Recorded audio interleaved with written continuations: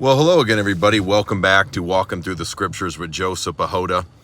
I'm just sitting here pondering something that Ray Curry Jr. just posted from the Unction, and he posted a really good thought, and that is with the government shut down and a lot of people like losing jobs and being let go of their jobs and so on and so forth.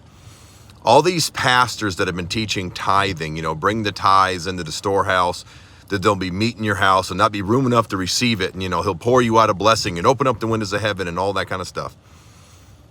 All these Christians who've been tithing faithfully and giving their 10% of their income or whatever increase they have into their churches for years and years and years and years. And the point Ray Curry was making was they should now be participating in the fruits of the labor, if you will, of all the stuff that they sowed into those churches. I.e., where are these churches now when people really need help? Are they giving back to the communities? Are they giving back to all the people who've sowed into the churches for all these years? Or did the church just take their money and use it to make the pastor fatter in his wallet, or they just use it to build a bigger building or what have you?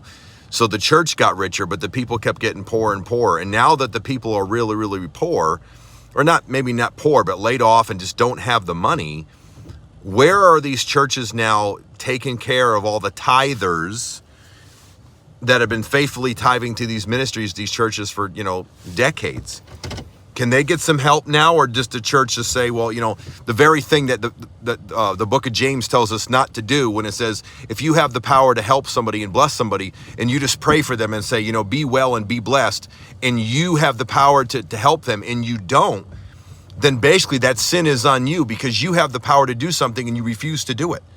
So are they doing that? Are we violating the book of James here? We have the power to bless people with the money that we received in our churches, and yet we're just going to let them, say, well, just be blessed and let God take care of it because he'll open up the windows of heaven. Well, what if God wants to open up the windows of heaven through the church that you've been tithing into all these years?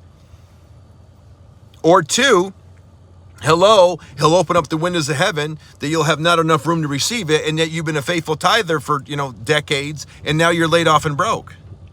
So maybe Malachi chapter 3 wasn't the blessing of provision preachers, bishops, pastors that we've been teaching it. Because maybe we've been teaching it wrong because we really don't know the context of really what's happening there. So there's a whole lot to think about here. So Pastor Ray Curry, I applaud you, sir, for posting that.